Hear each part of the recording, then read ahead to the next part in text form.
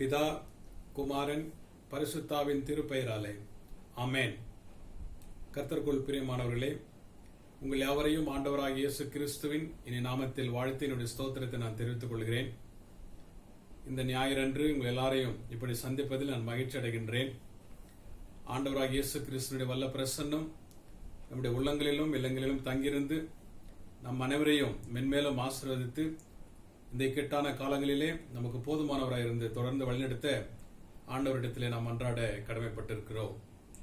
இந்த ஞாயிறன்று நம்முடைய தியானத்திற்கென்று குறிக்கப்பட்டுள்ள பொருள் என்னவென்றால், உக்கிரானத்துவம் வளங்களின் மேல் பொறுப்புள்ள மேலாண்மை, ஸ்டூவர்ட்ஷிப் ரெஸ்பான்சிபிள் ரிசோர்ஸ் மேனேஜ்மெண்ட் என்கின்ற தலைப்பை கொண்டு ஆண்டவருடைய வார்த்தை நாம் தியானிக்க அழைக்கப்படுகின்றோம். இந்த நாளுடைய தலைப்பை நாம் பார்க்கும்போது, உக்கிரானக்காரன் ஸ்டூவர்ட் என்கின்ற ஒரு வார்த்தையை நாம் மையப்படுத்தி கர்த்தருடைய செய்தியை பெற நாம் அழைக்கப்படுகின்றோம். ஸ்டூவர்ட் அல்லது உக்கிரானக்காரன் என்று சொல்லும்போது சொத்து மேற்பார்வையாளர் அப்படி என்று பொருள் கொடுக்கப்பட்டிருக்கின்றது. வேற விதத்தில் சொல்ல வேண்டும் என்று சொன்னால், கண்காணிப்பவர், மேனேஜர் அப்படிலாம் அர்த்தங்கள் கொடுக்கப்பட்டிருக்கின்றன. கடவுள் படைத்த இந்த படைப்பின் மீதும் அவர் கொடுத்திருக்கிற வளங்களின் மீதும் நம்முடைய திறமைகளை கொண்டு கடவுள் கொடுத்திருக்கிற பல ஆசீர்வாதங்களை நாம் பொறுப்போடு பயன்படுத்தி பாதுகாத்து கண்காணித்து ஆண்டவருடைய நாம் மகிமைக்கென்று அவற்றை நாம் பெருகு செய்து ஆண்டவருடைய நாமத்தை நாம் மையப்படுத்த இந்த வார்த்தை நம்மை வலியுறுத்துகின்றது. இந்த முழு படைப்புக்கு கடவுள் காரணர்.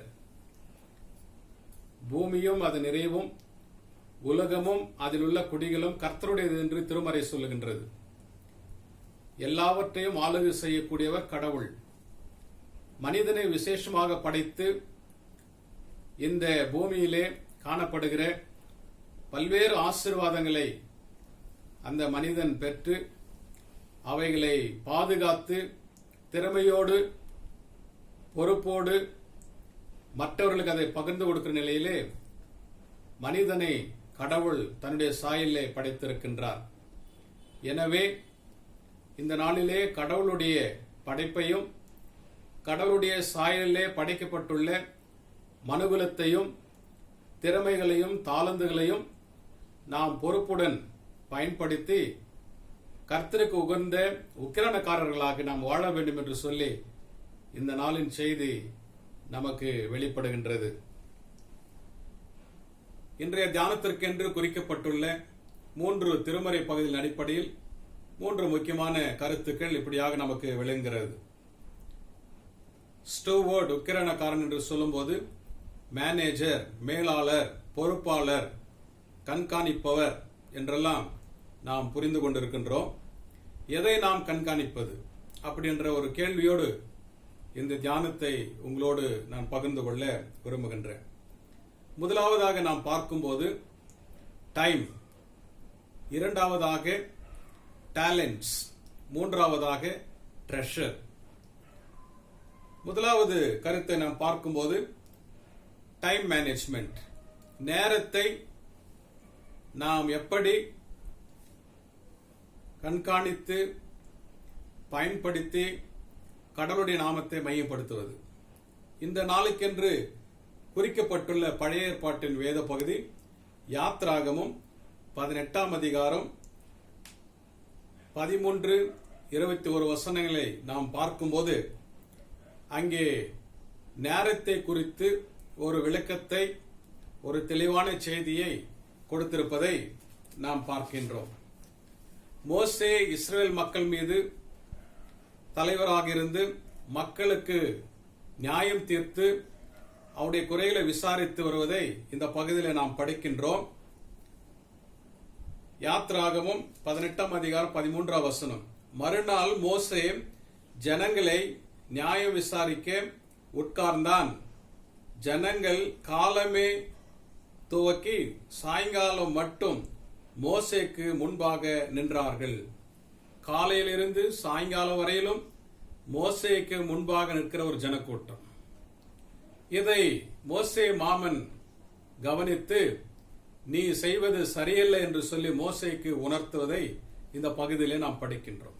நேரத்தை எப்படி பயன்படுத்துவது, கடவுளுக்கு முன்பாக இந்த நேரத்தை எப்படி செலவிடுவது அப்படின்ற ஒரு கருத்தை மோசேக்கு தன்னுடைய மாமன் இங்கே உணர்த்துவதை இங்கே நாம் பார்க்கின்றோம். அவருடைய மாமன் சொன்ன ஒரு ஆலோசனை 21ஆம் வசனத்தில் நாம் படிக்கின்றோம். ஜனங்கள் எல்லாருக்குள்ளும் தேவனுக்கு பயந்தவர்களும் உண்மையுள்ளவர்களும் பொருளாசையை வெறுக்கிறவர்களுமான திறமையுள்ள மனிதரை தெரிந்து கொண்டு அவர்களை 1000 பேருக்கு அதிபதிகளாகவும் 100 பேருக்கு அதிபதிகளாகவும் 50 பேருக்கு அதிபதிகளாகவும் 10 பேருக்கு அதிபதிகளாகவும் ஏற்படுத்து என்கின்ற ஒரு ஆலோசனை.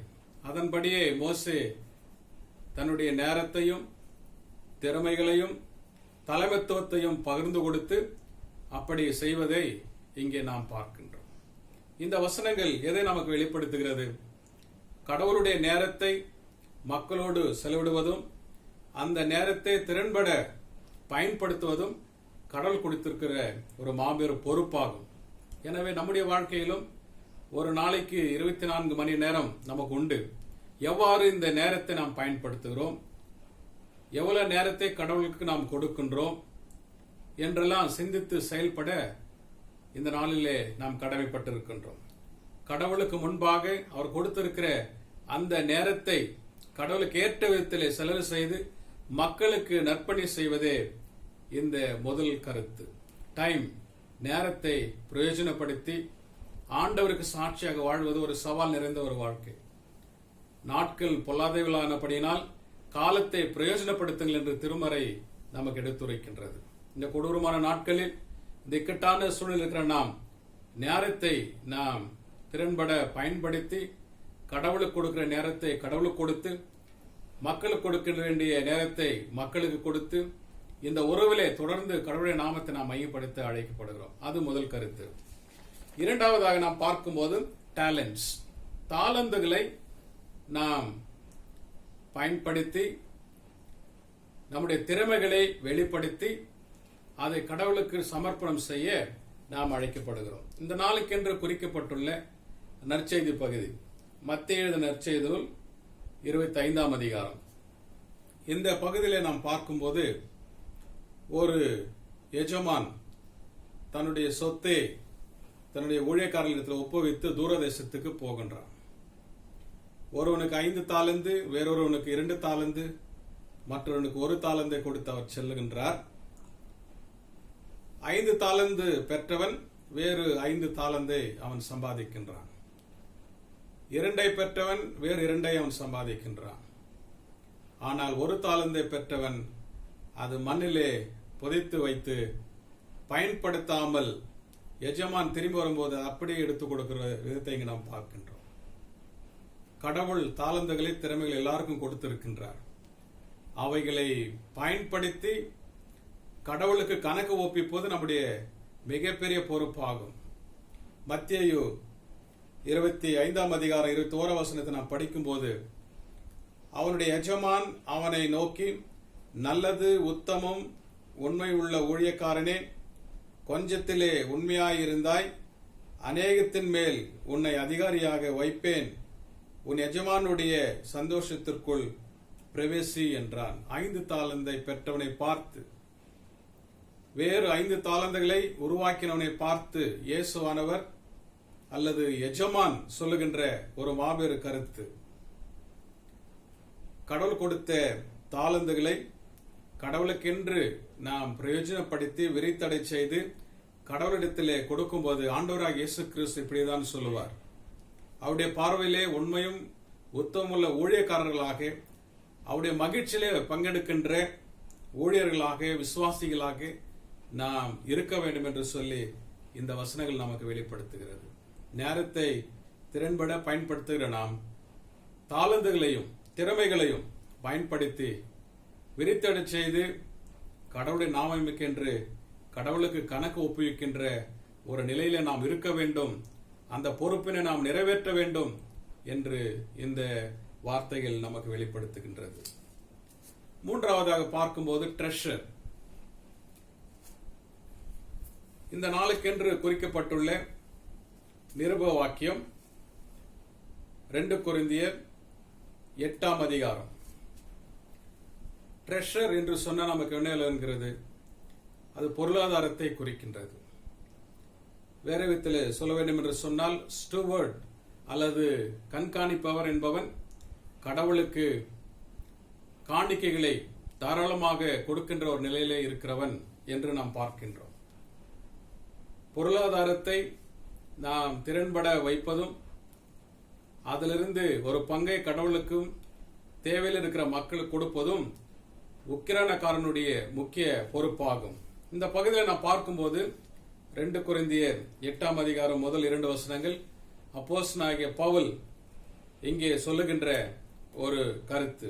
அன்றியும் சகோதரரே, மக்கதோனிய நாட்டு சபைகளுக்கு தேவன் அளித்த கிருபையை உங்களுக்கு அறிவிக்கிறேன்.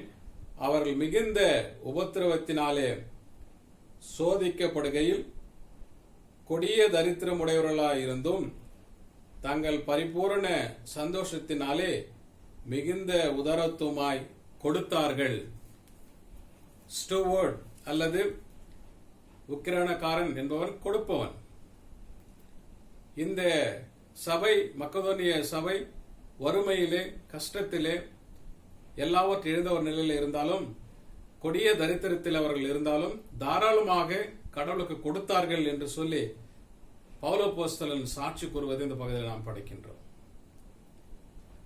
இந்த வார்த்தைகள் நம்மை உற்சாகப்படுத்துகின்றது. பொறுப்புள்ள விசுவாசிகள் நமக்கு இருக்கின்ற திறமைகளிலிருந்து காணிக்கையை நாம் கொடுக்க வேண்டும், கடவுளுக்கு கொடுத்து அவருடைய ஊழியத்தை தாங்க வேண்டும் என்று சொல்லி இந்த வசனங்கள் நமக்கு வெளிப்படுத்துகிறது. அதே அதிகாரம் 7வது வசனத்தை நாம் படிக்கும்போது, அல்லாமலும் விசுவாசத்திலும் போதிப்பதிலும் அறிவிலும் எல்லா வித ஜாக்கிரதையிலும் எங்கள் மேலுள்ள உங்கள் அன்பிலும் மற்றெல்லா காரியங்களிலும் நீங்கள் பெருகிருக்கிறது போல் இந்த தர்ம காரியத்திலும் பெருக வேண்டும் என்று பவுல் அப்போஸ்தலன் குறிப்பிடுவதை இங்கே நாம் பார்க்கிறோம். தர்மம் செய்வது, மற்றவர்களுக்கு இறங்குவது, உதவி செய்வது உக்கிரானக்காரனுடைய மிக பெரிய பொறுப்பாய் இருக்கின்றது. ஏழை எளிய மக்களுக்கு இறங்கி தேவையில் இருக்கிற மக்களுக்கு உதவி செய்வது கடவுள் பணித்திருக்கிற ஒரு மாபெரும் பொறுப்பாகும். எனவே ஆண்டவருடைய பிள்ளைகளாக இருக்கிற நமக்கு இந்த வார்த்தைகள் உற்சாகத்தையும் உத்வேகத்தையும் உண்டு பண்ணுகிறது. கடவுளுக்கு கொடுப்பதும், கடவுளுடைய சாயலே படைக்கப்பட்டிருக்கிற மனிதர்கள் துன்புறும்பொழுது, இக்கட்டான சூழ்நிலை சந்திக்கும் போது அந்த மக்களுக்கு உதவி செய்வதும் கடவுள் கொடுத்திருக்கிற ஒரு பொறுப்பு என்று நாம் உணர அழைக்கப்படுகிறோம். எனவே டைம், நேரத்தையும், டேலண்ட்ஸ், திறமைகளையும், ட்ரெஷர், நம்மால் முடிந்த பொருளாதார உதவிகளையும் கடவுளுக்கு கொடுப்பதும், சபைக்கு கொடுப்பதும், தேவையில் இருக்கிற மக்களுக்கு கொடுப்பதும் உக்கிரானக்காரனுடைய மிகப்பெரிய பொறுப்பு என்று சொல்லி நாம் உணர்ந்து இருக்கிற நிலையிலே நம்மை நாம் தற்காத்து கொண்டு பொறுப்புடையவர்களாக இந்த நாட்களில் நாம் வாழ அழைக்கப்படுகிறோம்.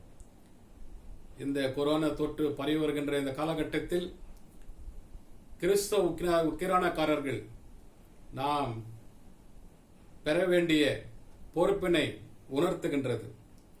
நம்மை நாம் பாதுகாத்துக் கொள்வதும், மற்றவர்களை பாதுகாப்பதும், மக்களுக்கிடையே இருக்கின்ற இந்த உறவிலே தொடர்ந்து நிலைநிற்பதும், ஆண்டுடைய விசுவாசத்தை பெற்று அவருக்கு சாட்சியுள்ள பிள்ளைகளாக வளர்வதும் கடவுள் நமக்கு கொடுத்திருக்கிற ஒரு காலங்கள்.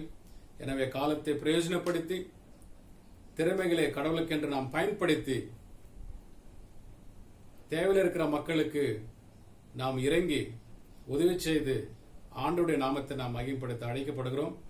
இப்படிப்பட்ட பொறுப்புள்ள உக்கிரானத்துவ ஊழியத்தை தொடர்ந்து செய்ய எல்லா வல்ல இறைவன் நம்மோடு இருந்து நமக்கு உதவி செய்வாராக. ஆமேன். ஜெபம் செய்வோம். நேற்றும் இன்றும் என்றும் மாறாதிருக்கிற எங்கள் நல்ல ஆண்டவரே, இந்த ஆசீர்வாதமான தியான நேரத்திற்காக உமக்கு நன்றி படைக்கின்றோம். நாட்கள் பொல்லாதவைகள், காலத்தை பிரயோஜனப்படுத்துகிற திறமையை எங்களுக்கு நீர் தாரும். உலகம் முழுவதும் ஒரு இக்கட்டான சூழ்நிலை நாங்கள் சந்தித்திருக்கின்றோம். நேரத்தை நாங்கள் உமக்கு கொடுப்பதும், திறமைகளை நாங்கள் பயன்படுத்தி தேவையில் இருக்கிற மக்களுக்கு உதவி செய்வதும் உக்கிரானக்காரர்களாகிய எங்களுடைய மிகப்பெரிய பொறுப்பு என்று சொல்லி இந்த நாள் நாங்கள் உணர்கின்றோம். அந்த வகையில் இந்த ஊழியத்தை தொடர்ந்து செய்ய நிற்கிற செய்யும். ஒவ்வொரு குடும்பத்துக்காக விசேஷம் இடத்தில் நாங்கள் செபிக்கின்றோம். எல்லா குடும்பங்களும் நிறைவான ஆசீர்வாதத்தை இந்த நாட்களில் நீர் தந்து வழிநடத்த வேண்டுமா நாங்கள் செபிக்கின்றோம். கொரோனா தொற்றால் பாதிக்கப்பட்டிருக்கிற மக்களை விடுதலை செய்யும். இது பரவாமல் தடுத்து உடைய நாமத்தை நீர் மையப்படுத்த வேண்டுமா நாங்கள் செபிக்கிறோம். இந்த பேரழிவிலிருந்து எல்லாரையும் நீர் மீட்டெடுத்தல் சுவாமி. உடைய தெய்வீக சமாதானத்தையும் சுகன்பலன் ஜீவனையும் அனைவரையும் கட்டளையிட்டு உமது ஆசீர்வாதத்தினால ஒவ்வொருவரும் நிரப்ப வேண்டுமாய் எங்கள் மீட்பெரும் இரட்சகருமாய் இருக்கிற இயேசு கிறிஸ்து வழியாய் இந்த ஜெபத்தை எடுக்கிறோம் பிதாவே. ஆமேன். நமது ஆண்டவராகிய இயேசு கிறிஸ்துவின் கிருபையும் பிதாவாகிய தேவனுடைய அன்பும் பரிசுத்த ஆவியானவருடைய அன்யோன்ய ஐக்கியமும் ஆசீர்வாதம் வழிநடத்தலும் நம் அனைவரோடும் இன்றும் என்றும் சதா காலங்களிலும் நிலைத்திருப்பதாக. ஆமேன். எல்லாருக்கும் ஸ்தோத்திரம்.